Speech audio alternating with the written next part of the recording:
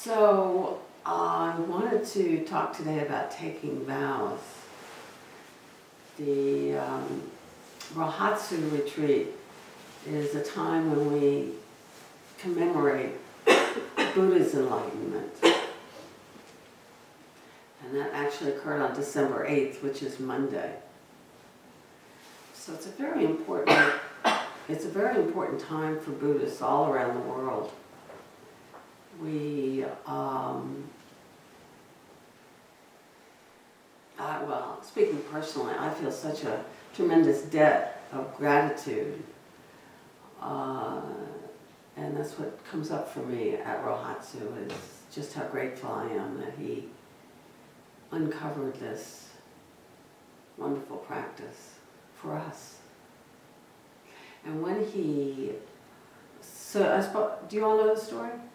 Should I tell the story quickly? So the Buddha, after many years of, well, not so many years really, only 6, of searching to find the way, of searching to find enlightenment, sat himself under the Bodhi tree in India and determined not to move until he was enlightened, until he saw clearly what the way was. And when he saw it, what he said was, I and all beings are simultaneously enlightened. It's a really interesting statement. What in the world did he mean? So what he saw was our interconnectedness. What he saw was the one body. And when you see yourself as the one body, everything shifts, because we're no longer isolated and autonomous and separate. We're just continuing as a part of each other. And so in that shift is the enlightenment, seeing clearly that you are not you, but you are everyone else at the same time. And his initial reaction was, nobody will get this. Nobody will get it. They won't believe me. And so he sat for a few more days thinking about that. If nobody would get it, what's the point of teaching it? But despite his doubts, he decided to go back and teach it. So he went back to the, I think, 6 or 7 disciples who had been following him in his path of renunciation, and said to them, renunciation is not the path, this is the path. And he taught the 4 Noble Truths and the Eightfold Path. And implicit in the 4 Noble Truths, really in the second truth, is that the way to end suffering for all beings is to see the interconnectedness. So he took a vow to share his enlightenment, his insight, despite his doubts that it could be heard or understood. It was quite brave, really. He was just a guy. Went out to teach the ridiculous, expecting some ridicule and some doubts, but because he had practiced very deeply and quite a long time, was so committed, people saw something in him. They saw something. So maybe they didn't get it, exactly what it was he was teaching the first time, but they got him in some way. And that's what they elected to follow. Whatever it was that he had seen, they wanted to see it. So when we take our vows, we make that same kind of dedication. We just chanted the 4 great Bodhisattva vows. Sentient beings are numberless. I vow to save them. Is that ridiculous or what? How many are there? Because when you finish saving all the human beings, there's still lots of other sentient beings. Perhaps the earth itself is a sentient being. Impossible. Delusions are inexhaustible. Sometimes that's translated as desires are inexhaustible. I vow to put an end to them. Have you ever paid any serious attention to your desires? They are really endless. As soon as you pull back a little, you really begin to see how many there are. They're inexhaustible. We'll never put an end to them. But the desire to keep trying is magic. Because aspiration leads to vow. Vow is the manifestation, the actualization of our aspiration. We aspire to enlightenment. What is the great delusion? The great delusion is that we are separate, that we are autonomous, that we are individuals. And even knowing that, even seeing this clearly, it still slips away. It still slips away. You get into an argument with your intimate other, or your children, or your mother. You forget. You forget that that other person is not an other at all. Just it's part of the same energy that you are. So the Bodhisattva lives by vow instead of by karma. Karma is the external world where all things are cause and effect. Bodhisattva sees this, even though much of karma is beyond our understanding. But we see that just cause and effect, rolling on and on and on infinitely.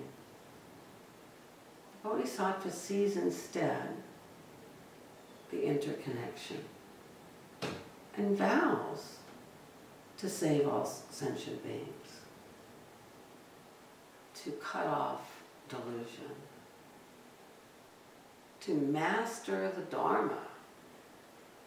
What is the Dharma? The Dharma is all things.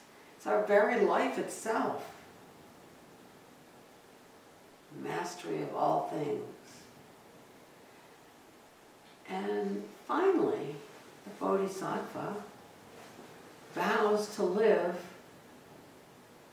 the Buddha way, the path of enlightenment. Live it.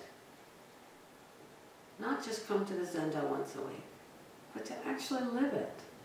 To see Zazen as the heart of who we are. The part of us that does Zazen is the heart of who we are. Everything else we do in our life is an extension of our Zazen, a part of our Zazen. So we never stop practicing. This is what Dogen Zenji called continuous practice.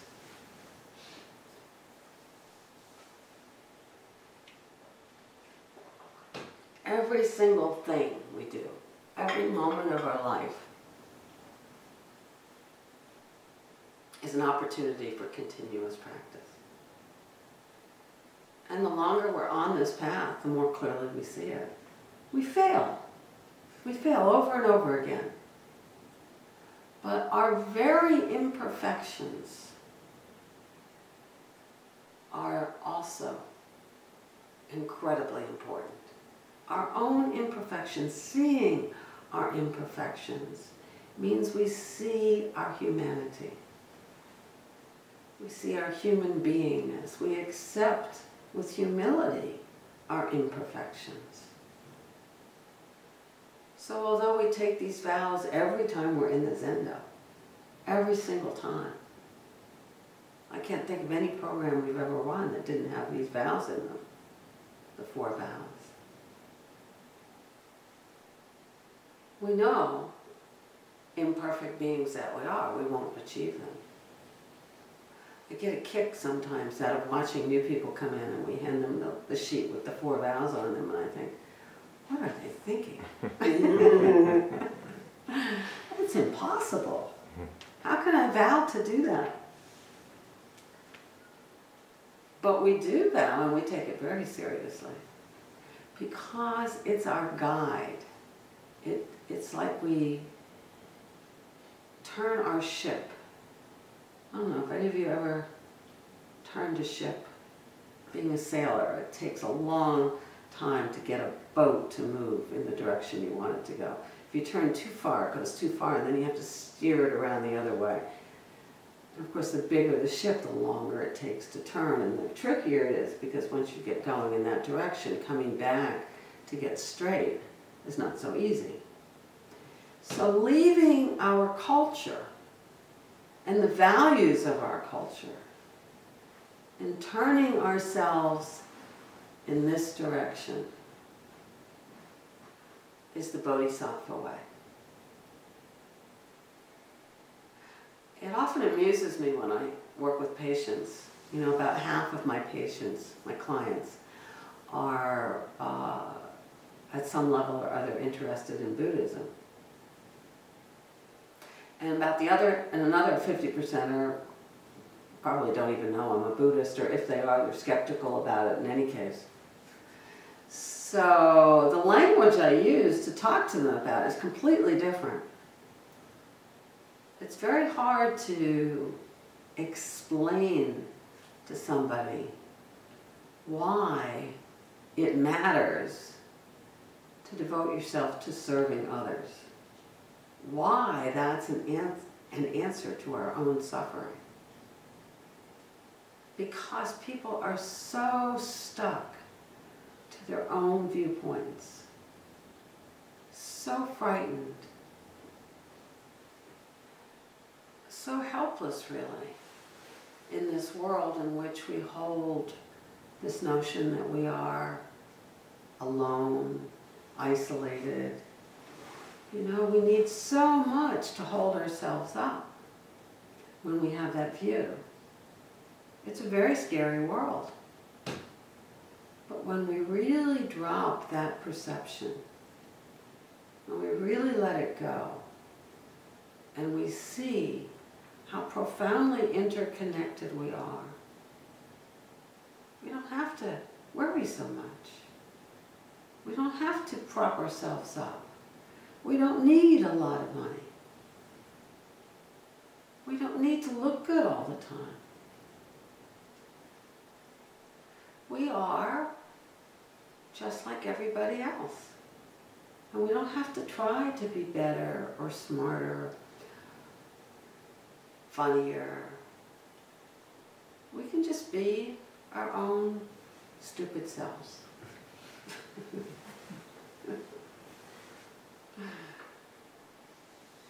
So, how do we move along this path? We take vows. We take vows. So tomorrow, 3 of you are taking Jukai. 1 of you is taking it for the 2nd time. And Jukai again, all those vows, they're really hard to maintain. I vow not to kill. It is very hard to do. It seems like the easiest because none of us see ourselves as killers. But some of us eat meat. It's only a small step away from killing.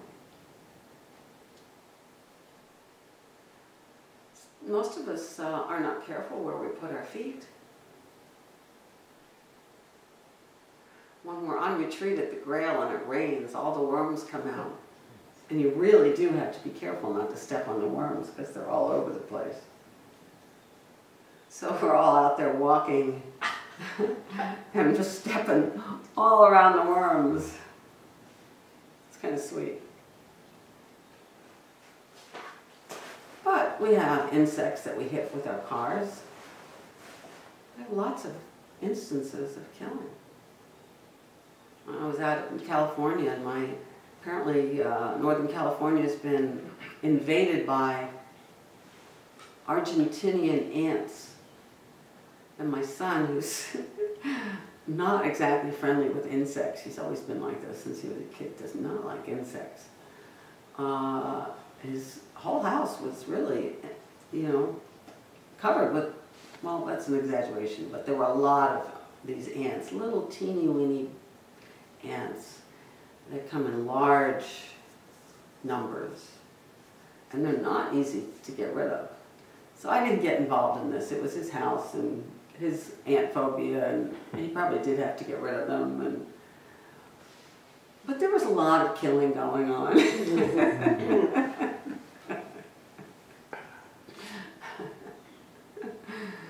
And they were hard to kill. I wasn't sure who was winning when I left. The ants may win.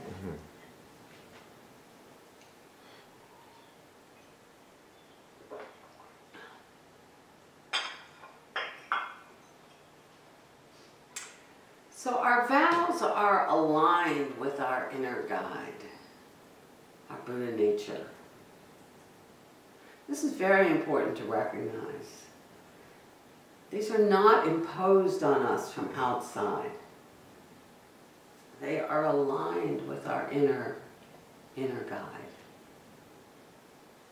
It's very interesting when you start to sit. It's hard for me to remember because I've been sitting for so many years. But I do remember a period when I thought all this was out there, and I was kind of like on an adventure, this was sort of an experimentation. I would just take what I liked and not take the whole thing. And some of it was too weird. I've just gotten really weird. So what happens though, and it's kind of mysterious, is that as you sit, you feed this little Buddha seed of awakening. Even though you think you're just sitting to calm yourself, to relieve yourself of stress, to feel better, there is something much deeper that's going on. I can't explain it, but I know from my own experience that that seed is nourished, is watered and fed by our zazen. And things that seemed impossible, totally beyond us, suddenly become me. I remember quite distinctly the retreat where it occurred to me that I actually wanted to teach. It's like up until then, now this was many years, I've been sitting for probably 10 years at that point, doing a lot of sitting, doing a lot of retreats, and it had never entered my mind that I would ever teach. And suddenly it struck me that I wanted to teach. I wanted to take my own experience out and share it. I was kind of surprised by that. So I didn't see a clear path at all. And actually, it never clarified, it just happened. I just kept at it. And I had many ambivalent ideas about teaching, not teaching, giving myself over to it. But that was simply my Buddha nature taking over. There was part of me that was quite resistant. So our vows are aligned with that part of ourselves. The part of ourselves that wants to be on the path. Yushiyama Roshi says, the true mind of every sentient being itself teaches and leads each sentient being. Our own true mind is our true teacher. The rest of us dressed in orange robes are not the true teacher. We just are people who point the way. The true teacher is within each of you. You have your own guides. So much of what we do is learn to listen to them. And taking vows is more than just listening. It's acting. Acting on what we hear from within us. That's who we are.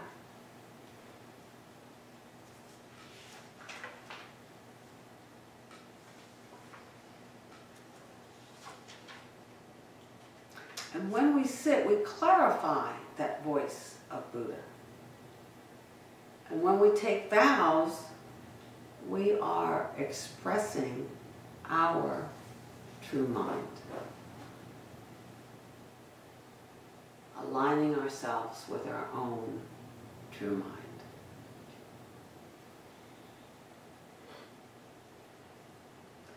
So when I first took vows, the very first vows I took was in the Tibetan tradition, which I studied for about 10 years. And there they start you with the 3 treasures. So you take refuge in the 3 treasures. So I took refuge in the Buddha, the Dharma, and the Sangha. It's a very private little ceremony, just me and the Rinpoche. I didn't invite anybody. It was kind of my secret that I was doing this. I didn't fit with who I was in the outer world yet. So I kept it to myself. I may have told Jeff, but I didn't invite him, that's for sure. And then 2 years later, you take the Bodhisattva vows. So you kind of sit for 2 years in the taking refuge. Marinate in taking refuge. Just the idea of taking refuge in the Buddha, Dharma, and Sangha. You know, it's kind of shocking if you're living your life in an outer world. And then the Bodhisattva vows are quite a big deal. Because you're making this commitment to save all sentient beings. To cut off delusion. And it's troublesome. Because most of us take vows, taking vows seriously. So you really have to come to grips at that point with what it means. Can you do this all the time? Can I really do this? Can I live with having taken these vows? It was a little scary. I remember thinking I might be biting off more than I can really chew. And again, I did those in a ceremony out in Colorado. So I didn't have anybody there witnessing what I was doing. So then I came to Zen, and we do the whole thing right up front. We take the Bodhisattva vows right away, without even knowing you're taking a vow. There's no thought about it. You just, somebody hands you a sheet, you read it. I vow to save all sentient beings.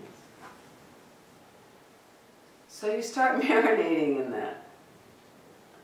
You start soaking it in. Well, there's a lot of resistance. A lot of resistance. People say it without really meaning it, or sometimes they just read it and don't say it. I get that. I get that. People can take it as long as they need to before they start saying the vows.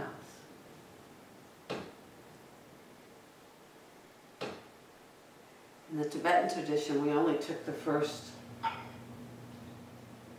5 precepts. And we took them on retreat, and they were optional.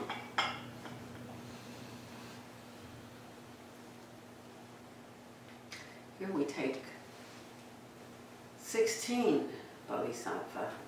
Well, we take the 3 treasures, the 3 taking refuge treasures. Then we take the 3 pure precepts. Do no evil, do good for others. And then we take the 10, excuse me, the 10 grave precepts. So the first 5 precepts, you know, they're pretty clear, and I distinctly remember thinking, oh, this is a piece of cake. I don't do any of this stuff. I don't kill, I don't steal, I don't, you know, I'm not promiscuous sexually, I don't lie. What a crock. So taking the precepts, as a Zen student, I began to look much more carefully at just how good I really was at paying attention. I discovered that the not lying one was really hard for me. I confess that I find I lie a lot. It's expedient, you know. It's, sometimes I catch myself just beforehand. Or somebody will ask me a question that's not quite appropriate, and I'll answer quickly. I'm improving slightly in the sense that I catch myself and examine what I'm saying before I actually come up with some totally screwy answer that's not true, but it protects me. Protects me. Or sometimes I'm protecting somebody else. It's really hard to know. You think you're lying. We have so many good reasons for telling lies. So many good reasons. The white lie, the lie that protects.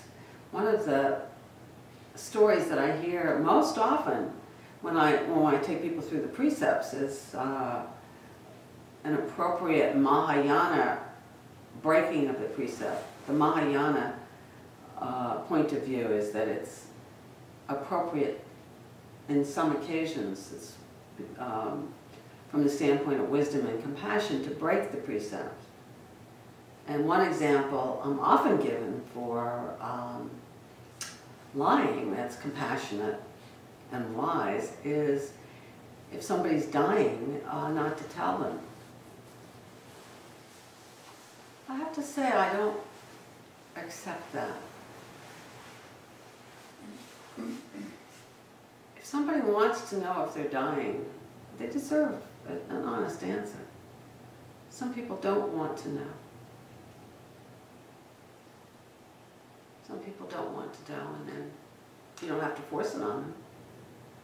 But most of our reasons for speaking untruths are not very good reasons. And yet we still do it. I still do it. Sometimes later I'll confess. But usually I just live with the discomfort of having said something in response to something else that didn't quite work.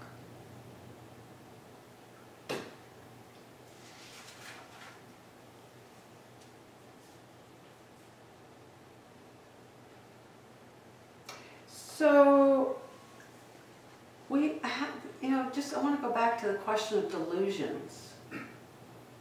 Can we end our delusions? You know, the main delusion is that we have a separate self that needs to be protected, that needs to be kept safe, that needs money and clothes and needs to look good and needs status and prestige. And that is the source of our suffering. So, ending that delusion is a life's effort. It takes enormous effort to let go of that delusion. And we keep slipping back. And we can get to the point where we can see both the relative and the absolute at the same time, in the same moment. And that's very helpful because as soon as we're in touch with absolute reality, with our interconnectedness, as soon as we call that into our capacity, our perspective shifts. We've got a wide angle lens. And the relative seems simpler. We see it much more clearly. So if you take any problem that you're dealing with, even death, and you look at it from the absolute perspective, there is a shift. It's just my time. I'm impermanent. Birth and death go together. There is no life without death. So a very important acceptance slips in. And we are at ease. So without that perspective, it's very difficult to live a life of ease. That's where we find an end to suffering. In being able to hold the relative and the absolute at the same time.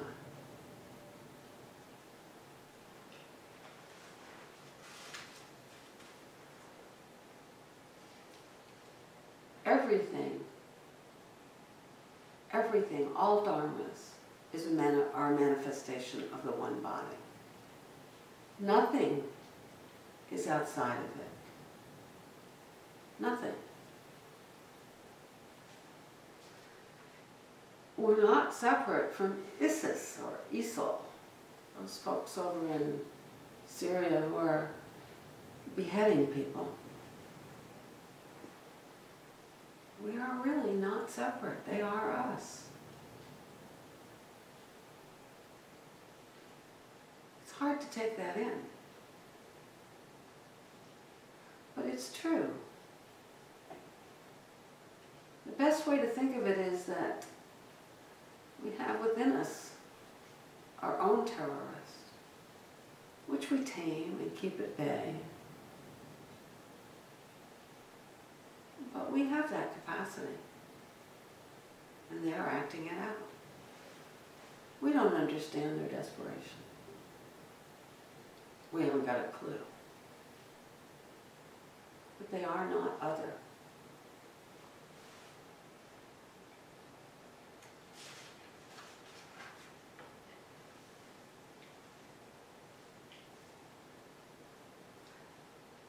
The Buddha way is unsurpassable. I vow to embody it. What does that mean? There's so many different translations of the four great vows. It's really interesting to study all the different translations and understand the subtleties. So for many years here we chanted, I vow to attain it. But we decided to take out the word attain, because it implies that you couldn't attain it. But actually, that's another one of those impossible vows. You can't attain it. There's nothing to attain. So saying, I vow to embody it, well, it seems pretty impossible to. You can't, can we embody it all the time? With all of our imperfections? And yet that is embodying it. Being imperfect is the Buddha way. If we strive for perfection, we're really in trouble. We just hide our faults.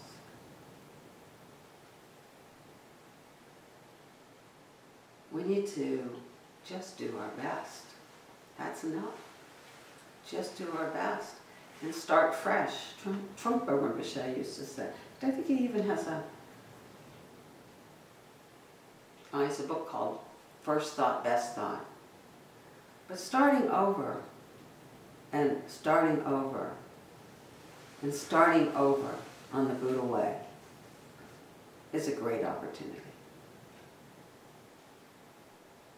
We just let go of whatever it was we messed up. And we start over.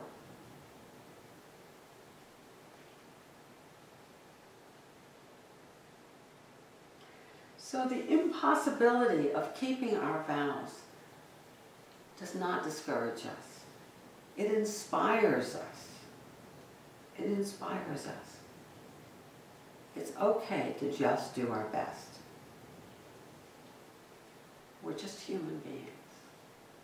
This is a path for human beings. It's all kind of hopeless and wonderful at the same time.